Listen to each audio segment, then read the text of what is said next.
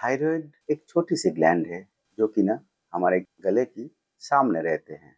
ये ग्लैंड तो है बहुत छोटी, लेकिन इसका काम बहुत ही पावरफुल होता है। ये पूरा बॉडी को कंट्रोल करता है। अगर ये सही तरह से काम करे तो फिर सब कुछ ठीक रहता है। अगर सही तरह से काम ना करे तो वेट, हार्ट रेट सब बिगड़ जाता है। इस वीडियो में हम लोग बात करेंगे थायराइड की 5 तरह की रोग क्या-क्या होते हैं, क्योंकि पूरा देश में लोग कंफ्यूज्ड है। थायराइड हुआ है, थायराइड हुआ है, थायराइड हुआ है।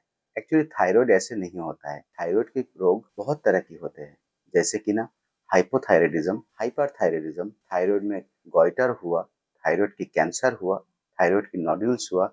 ये सब तरह-तरह की डिजीजेज होते हैं, लेकिन सब कॉमन लैंग्वेज में यही बोलते हैं कि थायराइड हुआ है। आज डिटेल इसके बारे में हम लोग जानेंगे और जानेंगे साइन सिम्टम्स क्या होता है। उसके बाद हम लोग जानेंगे टेस्ट कब-कब करना चाहिए और लास्ट तक जरूर जुड़े रहिएगा, क्योंकि लास्ट में हम बताएंगे इसके ट्रीटमेंट ऑप्शंस क्या है और घरेलू टिप्स क्या-क्या है, जिससे हम लोग थायराइड की डिजीज को कंट्रोल कर सकते हैं। तो चलिए शुरू करते हैं।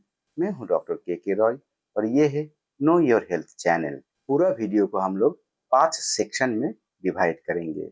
सेक्शन 1 पे रहेगा ये थायराइड होता क्या है। चलिए स्टार्ट करते हैं। थायराइड एक बटरफ्लाई शेप ग्लैंड होता है जो कि ना हमारे नेक की सेंट्रल पोजीशन में रहते हैं, यहाँ पर रहते हैं। थायराइड से T3 हार्मोन और T4 हार्मोन रिलीज होते हैं, जो कि ना हमारे बॉडी की मेटाबॉलिज्म, एनर्जी और टेम्परेचर को और हार्ट रेट को कंट्रोल करता है। अगर ये ठीक ठाक से काम करे तो सब ठीक होता है। अगर ठीक ठाक से काम ना करे तो बॉडी बिगड़ जाता है, जैसे कि ना वेट गेन होना या फिर वेट लॉस हो जाना और हार्ट रेट बढ़ जाना, हार्ट रेट कम हो जाना या फिर बहुत ठंड लगना, टेम्परेचर कंट्रोल करना डिस्टर्ब हो जाता है। अगर थायराइड ग्लैंड स्लो हो जाता है तो बॉडी भी स्लो हो जाता है। अगर हाइपर हो जाता है तो बॉडी भी हाइपर हो जाता है। सेक्शन 2 में हम लोग बात करेंगे इंडिया में मिलने वाले सबसे कॉमन 5 डिजीज के बारे में। नंबर 1 पे है हाइपोथायराइडिज्म। हाइपोथायराइडिज्म मतलब आपकी थायराइड प्रॉपर्ली फंक्शन नहीं कर रहा है। थायराइड ग्लैंड किसी ना किसी तरह से डिस्ट्रॉय हो चुका है और आपको थायराइड हार्मोन रिलीज नहीं हो रहा है। इसके कारण से क्या क्या हो सकता है?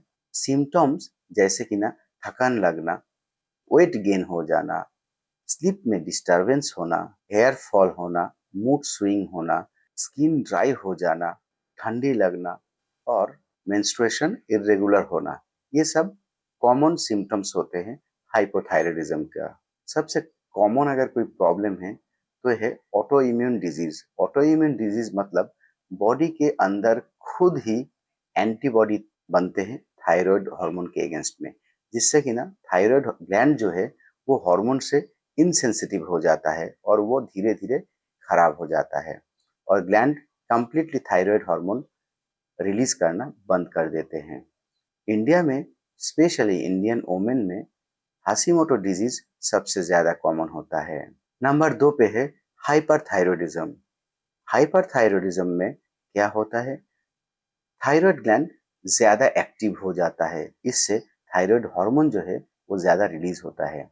अब थायराइड हार्मोन रिलीज ज्यादा होने के मतलब ये है आपकी हार्ट बीट तेज हो जाता है, मतलब दिल की धड़कन तेजी से होता है, वेट लॉस होता है, आप बहुत ज्यादा खाना खा रहे हैं लेकिन आपके वजन कम हो रहा है।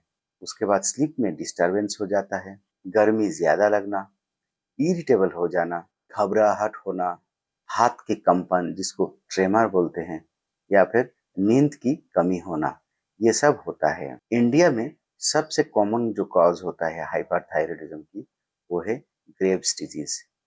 ज्यादा से ज्यादा देखा गया है कि थायराइड ग्लैंड थोड़ा सा फूल भी जाता है, मतलब स्वेलिंग होता है। ये हाइपरथायरायडिज्म। तो हमने क्या सीखा? 1 में सीखा हाइपोथायरायडिज्म, 2 में सीखा हाइपरथायरायडिज्म। इंडिया में सबसे ज्यादा हाइपोथायरायडिज्म है। जो लोग थायराइड थायराइड थायराइड बोलते हैं, इसका मतलब यही है 99% लोगों में हाइपोथायरायडिज्म है और ये लोग छोटी सी सप्लीमेंट लेते हैं, मतलब थायराइड की गोली लेते हैं जिससे कि ना थायराइड हार्मोन उनकी बॉडी में नॉर्मल हो सके। 3 नंबर पे है गॉइटर। गॉइटर मतलब गलगंड, मतलब थायराइड ग्लैंड में छोटे-छोटे स्वेलिंग होता है। ये छोटे-छोटे स्वेलिंग से थायराइड ग्लैंड जो बटरफ्लाई शेप होता है वो शेप डिस्टॉर्ट हो जाता है। कभी-कभी ये बहुत बड़ा भी हो सकता है। कभी-कभी ये नेक के सामने बहुत ज़्यादा बड़ा होता है और ये सांस की जो नाली है, खाने की जो नाली है, इसको प्रेस भी कर सकता है, जो कि ना बहुत एडवांस हो जाता है। मोस्ट कॉमन कॉज इंडिया में आयोडीन डेफिशिएंसी ही है। आयोडीन डेफिशिएंसी के कारण से ये बहुत ज़्यादा होता था। आजकल गॉइटर की मात्रा बहुत कम हो गया है, लेकिन पहले की आज से 30 साल 40 साल पहले बहुत बहुत ज़्यादा गॉइटर होता था। आजकल कम होने की मतलब ये भी है, नमक को गवर्नमेंट के थ्रू फोर्टिफाइड किया गया है।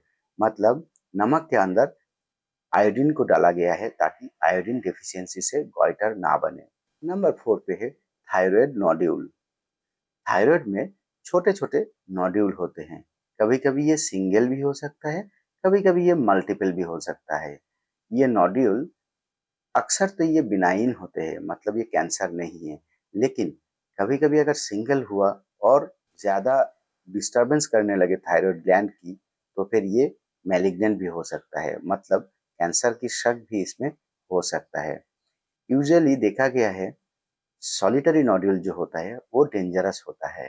और लास्ट नंबर पे नंबर 5 पे है थायराइड कैंसर। अक्सर थायराइड कैंसर तो बहुत कम ही होता है, लेकिन 45 इयर्स के नीचे थायराइड कैंसर होने की संभावना होते हैं, स्पेशली फीमेल को। और ये थायराइड कैंसर बाकी जो कैंसर्स होते हैं उससे काफी कम डेंजरस होता है, ये इतना खतरनाक नहीं होता है। थायराइड कैंसर में यूजुअली पूरा क्यूरेबल भी होते हैं। और थायराइड कैंसर जो बाकी कैंसर में हम लोग 5 इयर्स की सर्वाइवल देखते हैं कि एक पेशेंट अगर ये कैंसर ट्रीटमेंट हो जाए तो वो 5 साल कितने परसेंटेज जिंदा रहेंगे, वो थायराइड में यूजुअली हम लोग देखते हैं 15 साल कितना जिंदा रह सकते हैं। तो ये देखा गया है कि थायराइड कैंसर दूसरी तरह की कैंसर से काफी बेहतर है, लेकिन ट्रीटमेंट अगर सही समय पे किया जाए तो ही। थायराइड कैंसर की सिम्टम्स क्या है? थायराइड कैंसर के सिम्टम्स अक्सर गले में सॉलिटरी नोड्यूल हो सकता है या फिर मल्टीपल नोड्यूल हो सकता है। कभी-कभी ये गले में बहुत बड़ा गांठ बन के भी आ सकता है। कभी-कभी आपकी वॉइस की चेंज भी हो सकता है, क्योंकि ये इन्फिल्ट्रेट कर देते हैं, वॉइस की जो नर्व होते हैं उस नर्व को इन्फिल्ट्रेट करके ये वॉइस में चेंज करते हैं। कभी-कभी बहुत ज़्यादा हो जाए तो ये खाने में या फिर सांस लेने की जो नली है उसको भी कंप्रेस कर देते हैं, जिससे आपकी सांस की दिक्कत हो सकता है या फिर खाने में स्पेशली निगलने में दिक्कत हो सकते हैं। ये कुछ मोस्ट कॉमन 5 थायराइड की बीमारी है जो हर किसी इंडियन को जानना ज़रूरी है। चलिए अब सेक्शन 3 में हम लोग डिस्कस कर लेते हैं ऐसे कुछ सिम्पटम्स जिसको कभी भी इग्नोर नहीं करना चाहिए। नंबर 1 पे है अचानक आपकी वजन में चेंजेस, बढ़ जाना या फिर कम हो जाना। नंबर 2 पे है भूख ज्यादा लगना या फिर भूख कम लगना, बार बार थकान होना या फिर बहुत लो एनर्जी फील करना। 3 नंबर पे है हेयर फॉल होना, स्किन ड्राई हो जाना और ब्रिटल नेल हो जाना, मतलब आपकी नेल बहुत इजीली टूट जाएगा। 4 नंबर पे है मूड स्विंग होना, डिप्रेशन लगना या फिर स्लीप में डिस्टर्ब हो जाना। 5 नंबर पे है मेंस्ट्रुएशन इरेगुलर होना। 6 नंबर पे है गले में टाइट लगना, निगलने में दिक्कत होना या फिर गले के सामने बड़ा सा गांठ हो जाना। ये सब सिम्टम्स को कभी भी इग्नोर नहीं करना चाहिए।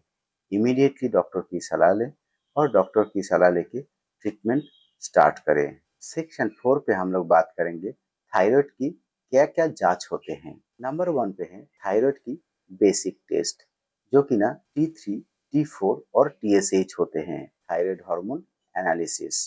TSH एक ऐसा सीरम टेस्ट है जिससे कि ना आपकी सिंगल टेस्ट में ही थायराइड की फंक्शन पता चल सकता है।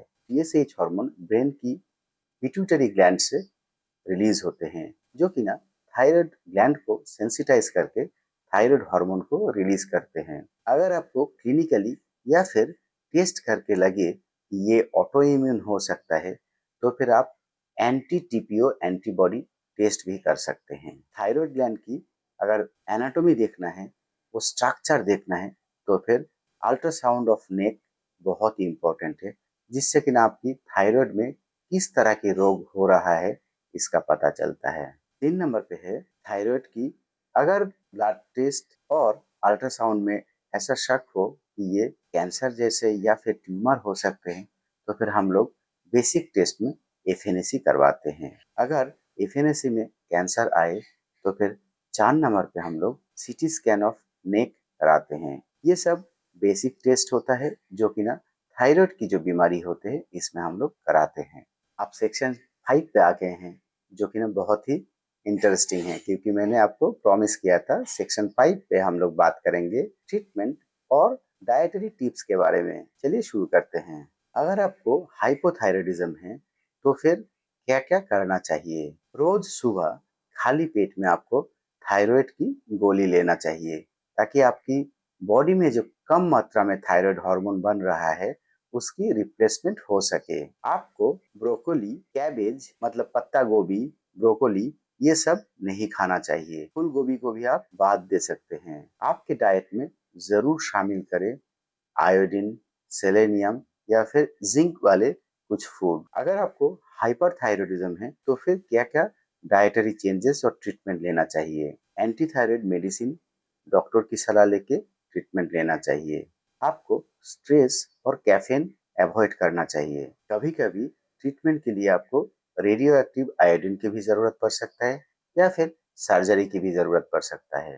खाने में आपको ऐड करना चाहिए आयोडाइज्ड नमक, नट्स, दही, एग्स, ये सब आपको ऐड करना चाहिए। साथ में ग्रीन लीफी वेजिटेबल्स, लेकिन जैसे कि मैंने बताया कैबेज, ब्रोकोली या फिर कॉलीफ्लावर को अवॉइड कर सकते हैं अगर आपको हाइपोथायराइडिज्म है तो दोस्तों थायराइड एक साइलेंट डिसरप्टर है जो कि ना आपकी बॉडी की सिस्टम को डिसरप्ट कर सकता है। लेकिन अगर आपको पहले ही पता चल जाए सिम्टम्स के बारे में, रोग के डिटेल के बारे में, तो ये ट्रीटमेंट लेने से कंप्लीटली क्योर हो जाता है और ये मैनेज भी हो जाता है। अगर आपके फैमिली में या फिर किसी दोस्तों में इस तरह की सिम्टम्स है और वो कंफ्यूज्ड है तो ज़रूर ये वीडियो उनको शेयर करें, उनके थायराइड टेस्ट पूरा करवाए। अगर ये वीडियो आपको अच्छा लगे और इन्फॉर्मेटिव लगे तो वीडियो को लाइक करें, चैनल को ज़रूर सब्सक्राइब करें, उन लोगों तक ज़रूर वीडियो को शेयर करें जो कि ना थायराइड डिजीज़ के बारे में कंफ्यूज्ड है। उनको पता भी नहीं है कि हाइपोथायराइडिज्म है या फिर हाइपरथायराइडिज्म है या फिर कोई दूसरी बीमारी है। कमेंट में ज़रूर बताएं कि आपकी एक्सपीरियंस कैसा है। तब तक के लिए नमस्कार, जय हिंद।